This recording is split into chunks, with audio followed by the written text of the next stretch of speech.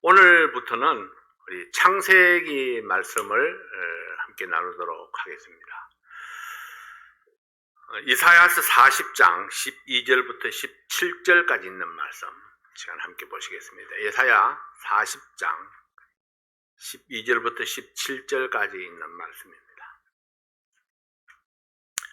누가 손바닥으로 바닷물을 헤아렸으며 뼘으로 하늘을 재었으며 땅에 티끌을 궤에 담아 보았으며 명칭으로 산들을 간칭으로 작은 산들을 달아 보았으랴. 누가 여호와의 신을 지도하였으며 누가 모사가 되어 그를 가르쳤으랴.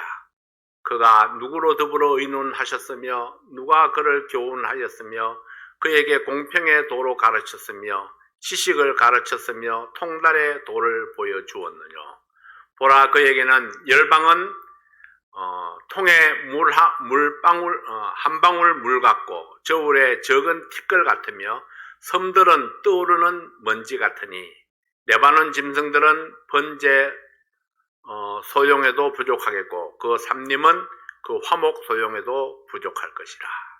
그 앞에는 모든 열방이 아무것도 아니라 그는 그들을 없는 것 같이 빈 것 같이 여기시느니라. 아멘. 기도합니다. 아버지 하나님 감사합니다. 오늘 이 말씀을 통해서 천지를 창조하신 하나님의 그 광대하심을 저희들이 다시 한번 느낄 수 있도록 도와주십시오. 그래서 주님 앞에 온전히 순복하고 굴복하는 그런 저희들 되게 도와주십시오. 예수님 이름으로 기도하옵나이다. 아멘. 창세기는 이 세상 만물의 시작에 관한 책입니다. 우리들은 지금 지구라고 불리는 우주선에 살고 있습니다. 이 지구는 반경이 6,400km 정도의 크기가 된다고 합니다. 지구는 하루에 한 번씩 자전하면서 시속 10만 km의 속도로 태양의 주위를 돌고 있습니다. 낮에만 보이는 별인 이 태양은 시속 80만 km로 우리가 살고 있는 은하계인 이 은하수 그 중심을 한 바퀴 도는 데에 약 2억 년이 걸린다고 합니다. 그러니까 은하계가 얼마나 넓은지 우리의 상상력으로는 가늠하기가 어렵습니다.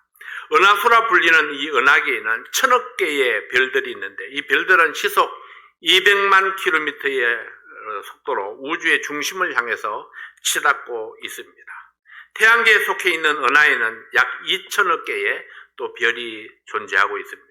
이 은하는 별들이 4겹으로 쌓여 있는데 마지막 겹의 별 한 무더기가 태양계를 이루고 있습니다. 그래서 태양을 중심으로 수성, 금성, 지구, 화성, 목성, 토성, 천왕성, 해왕성,冥王성 이런 것들이 4겹 중에 한 겹에 불과하다는 거죠.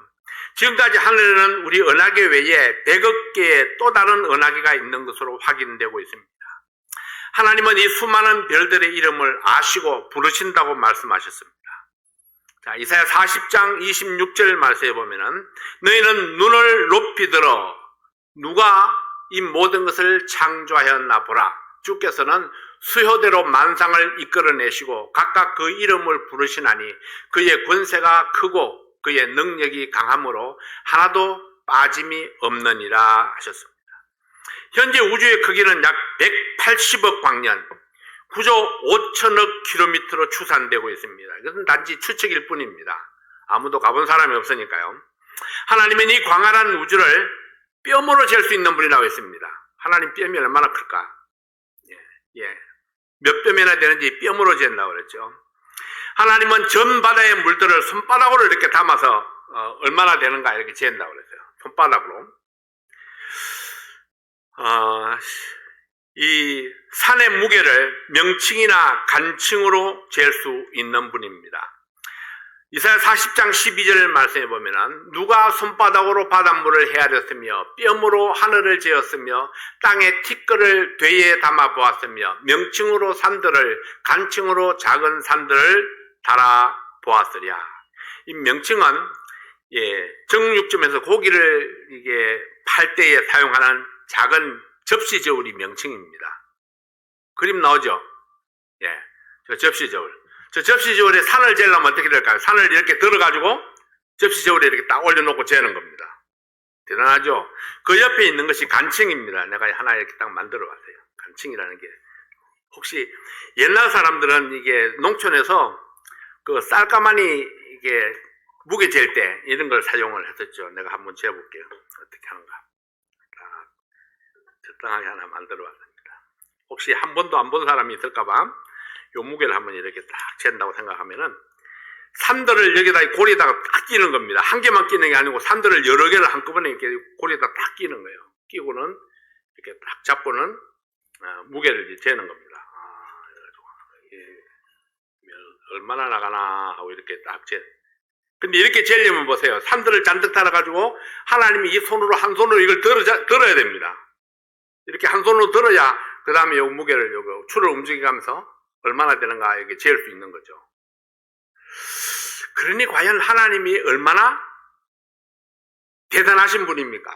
뭐 이제 간층으로 명칭으로 이렇게 잰다고 말만 해서는 이 딱 머릿속에 이 상상이 되지 않을 것 같아서 그래서 내가 한번 이게 산들을 이게 산이라 생각하고 산들을 여기다 딱 고리에 끼워가지고 딱 들고 이렇게 한번 재보는 겁니다. 얼마나 되는가.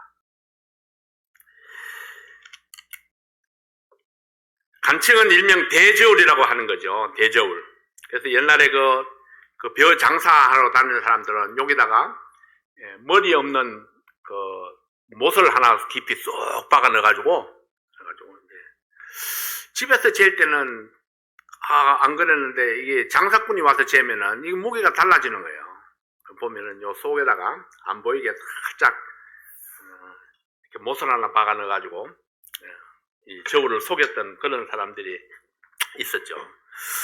자, 일명이 대저울이라고 하는 것으로 이게 추를 달고 한쪽에는 물건을 달아 올려가지고 수평을 만들어서 무게를 재는 그런 저울입니다.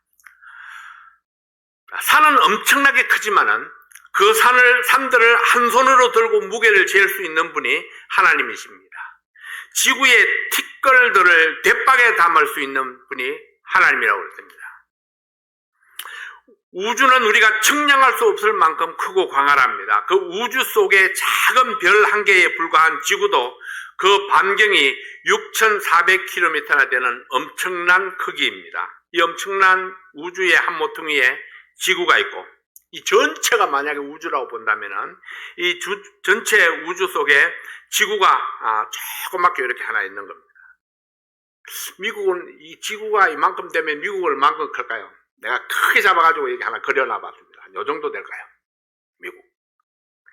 이 미국 속에 뉴저지, 생각하니까 뉴저지에서 여기 서머셋, 점을 얼마나 작게 찍을 수 있을까? 그 서머셋에 있는 여러분, 한 사람, 이 점도 어떻게 찍을 수가 없을 정도로 우리가 미미한 존재가 바로 우리들입니다. 근데 이 광대한 것들을 전부 다 하나님께서 창조하셨다고 말씀했습니다. 그 하나님께서 미미한 나의 이름을 아시고 나를 부르시고 나를 사용하시고 그리고 그 뜻대로 나를 사용해 주시는 것입니다. 아브라함이 가나안 땅에 온 지 10년이 지나서 85세가 되었습니다. 아브라함과 사라에게 아들을 주겠다고 약속하신 하나님 말씀에 불신이 싹트고 있었습니다. 어느 날 하나님께서 그들을 천막 밖으로 불러내서 하늘을 우러러 무뼈를 셀 수 있나 보라 이렇게 말씀을 하십니다. 그래서 하늘을 이렇게 딱 보니까 그날은 날씨가 엄청 맑았나 봐요. 하늘에 수많은 별들이 반짝반짝 빛나고 있습니다. 아브라함이 눈을 들어서 하늘을 보는 그 순간에 내 하나님이 어떤 분인가를 깨닫기 시작을 합니다. 저 넓은 하늘에 수많은 별들을 만드신 하나님의 능력을 내가 어떻게 판단할 수 있겠는가?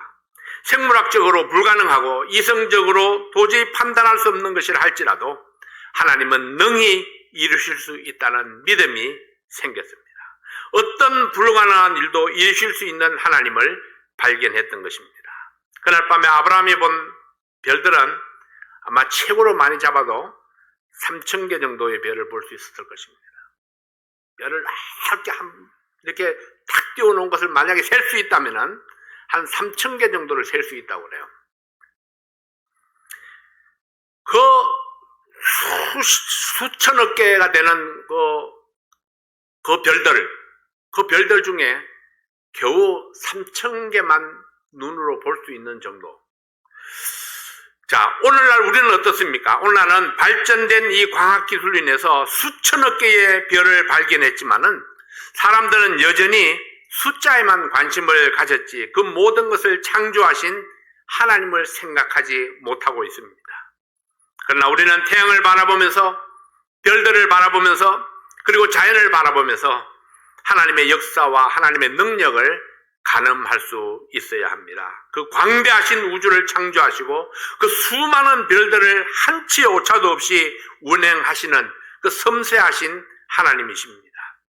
그리고 틱들같이 작은 우리 한 사람 한 사람을 사랑하시고 멸망으로부터 구원하시기 위해서 독생자 예수 그리스도를 보내주신 하나님이십니다. 엄청난 값을 지불하시고 자기 백성으로 삼으신 백성들이 은혜도 모르고 감사를 잊어버려도 여전히 그들을 이끌어 가시기를 기뻐하시는 하나님이십니다. 지혜 있는 자는 하나님의 오묘한 말씀을 깨달으라 이렇게 말씀을 했습니다. 잠언 1장 6절 7절 말씀에 보면은 잠언과 비유와 지혜 있는 자의 말과 그 오묘한 말을 깨달으리라. 여호와를 경외하는 것이 지식의 근본이오늘 미련한 자는 지혜와 훈계를 멸시하느니라. 어리석은 자는 그 마음에 이르기를 하나님이 없다 한다 이렇게 말씀을 했습니다. 하나님이 없다 하는 자는 어리석은 자라고 말씀하고 있는 겁니다. 시편 14편 1절에 보면은 어리석은 자는 그 마음에 이르기를 하나님이 없다 하도다. 저희는 부패하고 소행이 가증하여 선을 행하는 자가 없도다 했습니다. 우리는 창세기를 공부하는 동안에 우리 살아계신 하나님, 내 삶을 주관하시고 운행해 가시는 그 하나님, 역사를 이끌어 가시는 하나님을 깊이 알아가시는 여러분들이 되시기 바랍니다. 자, 그럼 이제부터 창세기를 한번 살펴보겠습니다. 창세기는 시작들에 관한 책입니다. 우주와 지구와 인간 역사의 시작을 보여주는 책입니다. 죄가 세상에 침투하고 세상을 오염시키는 과정들을 보여주는 책이기도 합니다. 죄로 인해서 인류에게 미친 재난을 보여주기도 합니다. 약속의 씨를 통해서 열방에게 복을 주시려는 하나님의 계획을 보여주기도 하십니다. 창세기는 모세가 하나님의 감동으로 기록을 했습니다. 아브라함과 이삭, 야곱, 요셉보다도 이 400여 년이나 후에 태어났던 그런 모세였지만은 어떻게 지나간 역사를 다 기록할 수가 있었을까요? 이것이 바로 하나님의 능력입니다. 하나님의 섭리죠. 하나님께서 모세의 마음을 감동하셔서 지나간 2000여 년 전에 있었던 일들을 생생하게 기록하게 하셨던 것입니다. 창세기는 하나님께서 그의 백성과 맺으신 이 계약의 역사적인 기초를 제공하고 있습니다. 창세기는 크게 두 부분으로 나눌 수 있습니다. 첫째 파트는 1장부터 11장입니다. 인류 전체를 대상으로 주로 시작들을 다루고 있습니다. 이것도 시작했고 모든 시작들을 1장부터 11장 사이에 다 다루고 있습니다. 그리고 둘째 파트는 이제 12장부터 50장까지 있는 말씀입니다. 아브라함의 가족을 중심으로 하나님이 이끌어 가시는 인간 역사를 보여주고 있습니다. 대표적인 인물이 아브라함, 이삭, 야곱, 요셉 이 네 사람으로 이렇게 이어지는 그런 역사를 보여주고 있습니다. 첫 번째로 창조시대입니다. 벌써 두 번째가 가버렸어요. 창조시대, 창세기 1장부터 11장까지 있는 말씀인데요. 이 창조시대는 모든 것의 시작을 보여줍니다. 진화론자들은 시작을 모르기 때문에 모든 것들을 어느 때인지 모르지만 생겨났고 어떤 과정을 거쳤는지 모르지만 변화를 거듭해서 오늘날과 같은 모습이 되었다 그렇게 주장을 합니다. 그러나 성경은 하나님께서 처음 만드셨고 모든 것의 시작이 분명하게 존재한다는 것을 보여주고 있습니다. 처음 창조된 인간이 아담이었죠. 처음 태어난 인간은 가인이었습니다. 처음 죽은 인간은 아벨이었습니다. 처음으로 죽지 않고 하늘로 들린 인간은 에녹이었죠. 첫 번째로 결혼한 가정이 아담과 하와였습니다. 첫 범죄도 아담과 하와입니다. 첫 종교 행위는 뭘까요? 이것도 역시 아담과 하와입니다. 무화과 잎으로 엮은 치마, 이 자기 노력을 통해서 구속을 추구했죠. 수치를 가리려고 추구했었습니다. 이것이 바로 종교의 모습입니다. 첫 구속의 약속은 하나님이 지어주신 가죽옷입니다. 하나님의 은혜로 이루는 구속 사역을 보여주고 있습니다. 첫 살인자는 가인이었죠. 첫 심판은 홍수 심판이었습니다. 노아 홍수였습니다. 첫 구속은 방주 안에 노아 가족 8명이었습니다. 자, 첫 인류의 연합운동이 있었는데 인류가 하나가 되어서 연합운동을 했던 것. 바벨탑이죠. 바벨탑. 바벨탑을 건축하는 과정입니다. 하나님을 거역하고 대항하는 모습입니다. 온 인류가 하나가 되어가지고 하나님을 대항하는 그런 모습을 보여주고 있죠. 자, 이처럼 창세기 1장부터 11장까지는 각종 시작에 대해서 쭉 우리에게 보여주고 있습니다. 모든 것들이 어떻게 시작이 되었는가. 오늘날 우리 사회 속에 일어나는 모든 것들이 시작이 바로 창세기 1장부터 11장 속에 다 포함되어 있는 것을 보게 됩니다. 두 번째는 이제 족장시대죠. 창세기 12장부터 50장까지 있는 족장시대입니다. 아브라함을 선택하심과 그 순종하는 믿음의 아버지, 또 이삭의 생애, 그리고 야곱의 생애, 그리고 요셉을 통해서 애굽으로 내려가서 정착하고 요셉이 애굽에서 죽음으로 창세기가 끝이 나게 됩니다. 그래서 창세기 50장에는 요셉이 죽어서 이 관 속에 들어감으로 창세기 50장이 끝이 나게 되죠. 자, 여기서 저는 하나의 학설을 여러분들에게 좀 소개하려고 합니다. 재창조설이라는 건데요. 갭 이론이라기도 하죠. 어떤 사람은 이것을 믿고 어떤 사람은 믿지 않습니다. 근데 저는 지지하는 쪽입니다. 재창조설이라고 하는 것은 창조에 관한 이론을 말하는 것입니다. 이 성경을 어떻게 해석하느냐에 따라서 다른 주장을 하는 분들도 있습니다. 그러나 저는 성경을 이게 전체적으로 연결해서 생각해 볼 때에 재창조설을 지지하게 되었습니다. 이 재창조설은 창조 과정에 관한 것이기 때문에 이게 성경의 목적이나 영혼 구원이나 성도의 미래나 성도의 삶에는 영향을 미치지 않습니다. 그래서 재창조설을 믿든지 안 믿든지 별 상관이 없다는 이야기죠. 다만 성경 해석을 함에 있어서 문자적, 문법적, 역사적인 해석으로 타당성이 있다는 것을 말씀드리려고 하는 겁니다. 혹시 오늘의 본문 말씀과 창세기 1장과 연결해서 공부할 때에 의문이 생기는 분들을 위해서 이 말씀을 전해드리려고 하는 겁니다. 오늘 읽었던 본문 말씀이 무엇입니까? 이사야서에 있는 말씀이죠. 오늘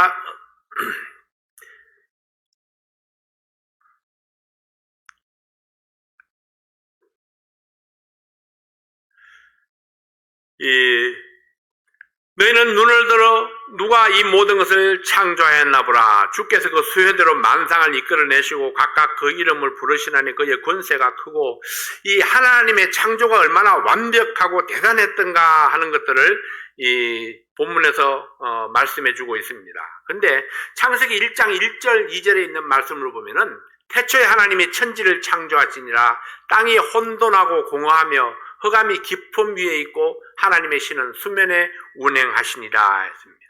이 창조하다라는 단어의 이 히브리어 바라라는 이 단어는 의미상으로는 존재 이전에 재료를 아무것도 사용하지 아니한 절대적인 창조 행위를 의미합니다.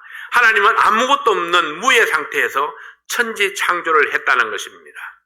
이 구약에는 창조하다라는 뜻의 단어가 세 종류가 나오고 있습니다. 첫 번째 단어가 이 바라라는 히브리어입니다. 무에서 유를 형성하는 완전한 창조로 이 창세기에 3번 언급이 되고 있습니다. 1절에 태초에 하나님의 천지를 창조하시니라 할 때에 그때에 이 바라라는 단어가 사용이 되었습니다.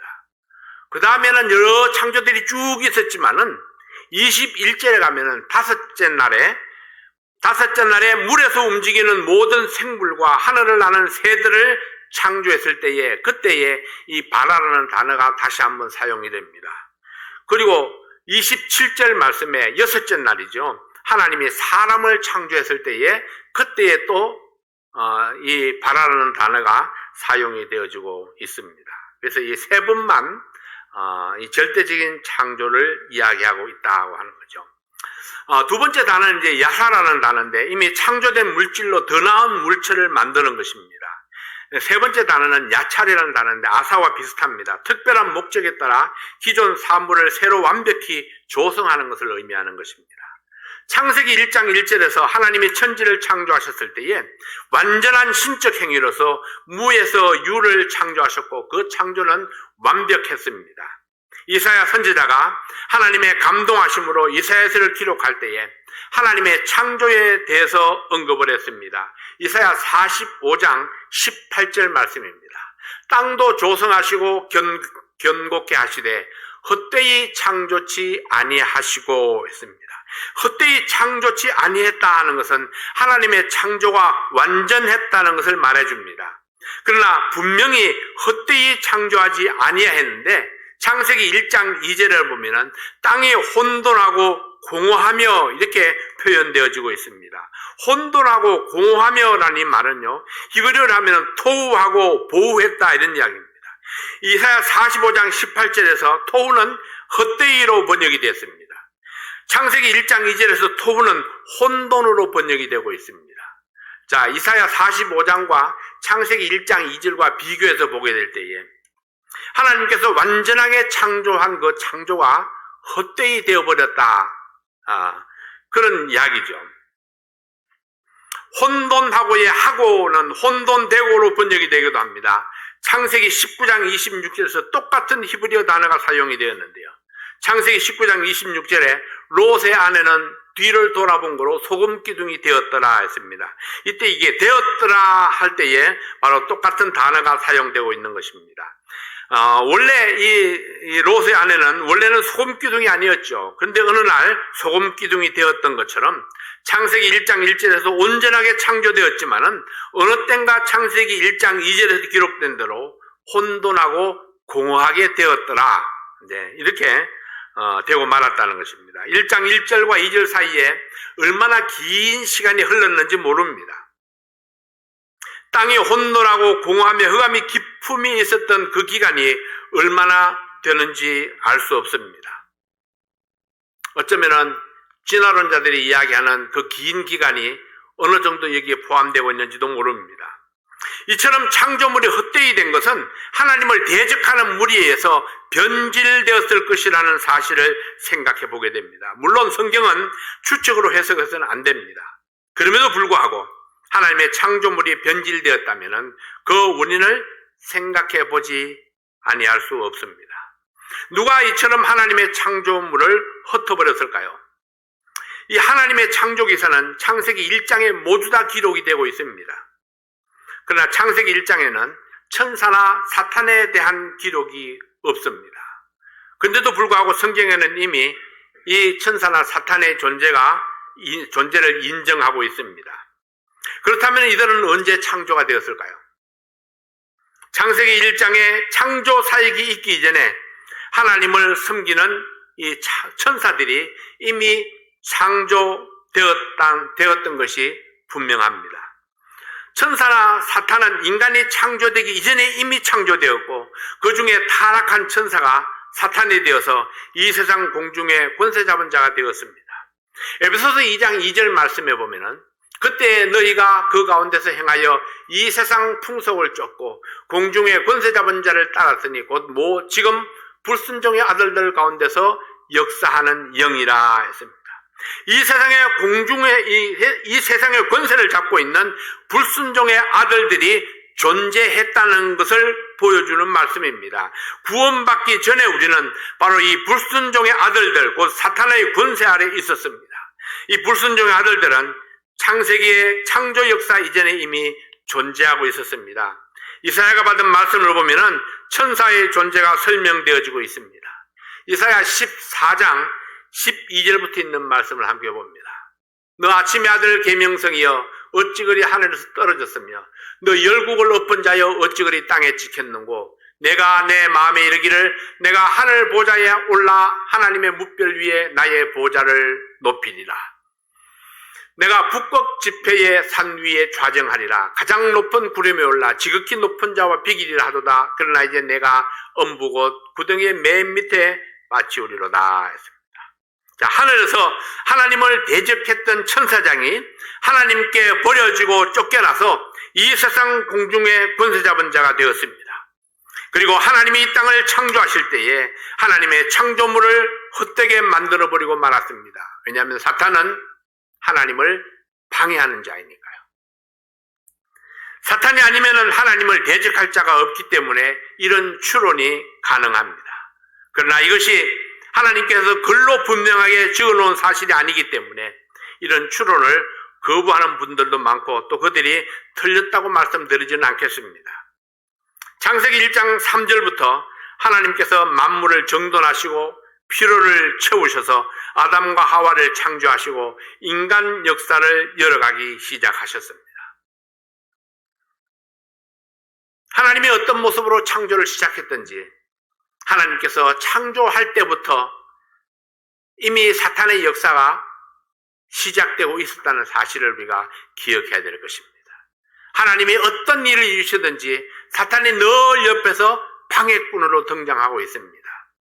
하나님을 섬기는 우리들이 무슨 일을 하든지 역시 사탄이 우리 옆에서 방해꾼으로 역사하고 있다는 것입니다. 그래서 우리는 이 사탄의 존재를 무시할 수가 없습니다. 언제나 무엇을 하든지 어떤 계획을 세우든지 어떤 일을 진행하든지 사탄의 역사가 있을 수 있다. 그러면 우리가 더욱더 사탄의 역사를 의식하고 하나님 앞에 기도하고 또 하나님의 말씀으로 무장하고 그래서 사탄이 우리의 일을 방해하려 할 때에 단호하게 맞서 싸울 수 있는 그런 우리가 준비를 갖추어야 할 것입니다. 하나님께서 이 역사를 새 역사를 이끌어 가실 때에 시편 104편 30절 말씀해 보면은 주의 영을 보내어 저희를 창조하사 지면을 새롭게 하시나이다. 하나님의 성령을 보내셔서 지면을 새롭게 이루어 가시는 하나님이십니다. 하나님의 영은 수면에 운행하신다고 말씀하시는데 하나님께서 그 성령을 통해서 이제 새로운 역사를 이루어 가시는 것입니다. 이제 하나님께서 임하셔서 만물을 새롭게 열어 가시는 과정들을 이 창세기를 통해서 배워 나갈 수 있기를 원합니다.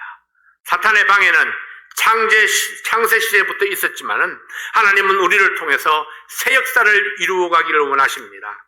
우리가 하나님 편으로 성별되어서 하나님의 창조 목적을 이루어 갈 수 있기를 원합니다. 자, 우리가 이제 창세기를 공부하면서 수많은 이 시작들을, 출발들을 우리가 보게 될 것입니다. 그때마다 사탄이 방해하고 역사하는 그런 모습들을 보게 될 것입니다. 자, 그럴 때에 우리가 흔히 하는 생각들, 이 사람들이 왜 이렇게 멍청하게 했을까? 나 같으면 안 그랬을 텐데. 이런 생각을 가지게 됩니다. 근데 그 사람들은요, 우리보다 더 똑똑했던 사람들입니다. 어쩌면 똑똑해서 그랬는지도 모르죠. 그래서 우리는 누구도 예외가 없다. 사탄이 넘어뜨리고자 하면 누구도 예외가 없습니다. 내 힘으로는 안 됩니다. 내 지혜로는 안 됩니다. 그래서 우리는 하나님의 도우심이 필요합니다. 그래서 언제나 하나님의 힘을 내가 빌리지 아니하고는 하나님의 도우심이 없이는 나에게 승리하는 형통한 삶은 쉽지 아니합니다. 그래서 더 많이 기도하고 또 창세기를 공부하는 동안에 창세기를 열심히 또 읽으면서 하나님의 성령께서 우리의 마음속에 확신을 주시고 또 깨달음을 주시고 그렇게 해서 이 창세기를 통해서 하나님께서 우리에게 보여주시는 귀한 진리를 발견할 수 있는 그런 시간들이 될 수 있기를 바랍니다. 기도하겠습니다. 아버지 하나님 감사합니다. 우리가 이제 창세기를 공부해 가면서 하나님께서 어떻게 이 세상을 만들어 가셨는가, 이끌어 가시는가, 또 이끌어 오셨는가, 또 그 과정 속에서 사탄이 어떻게 역사했는가, 또 우리 믿음의 조상들은 어떻게 그 사탄의 역사를 물리치고 승리하는 삶을 살 수가 있었는가, 하나님께서 주시는 그 진리를 발견하고 깨달아서 우리 하나님 앞에 승리하는 모습을 보여드리는 그런 우리 모든 성도들 될 수 있도록 축복해 주시옵소서.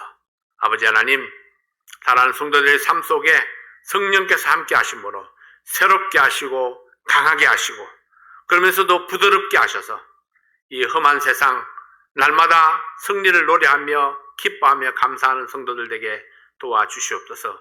또 건강으로 축복해 주십시오. 예수님 이름으로 간절히 기도하옵나이다. 아멘.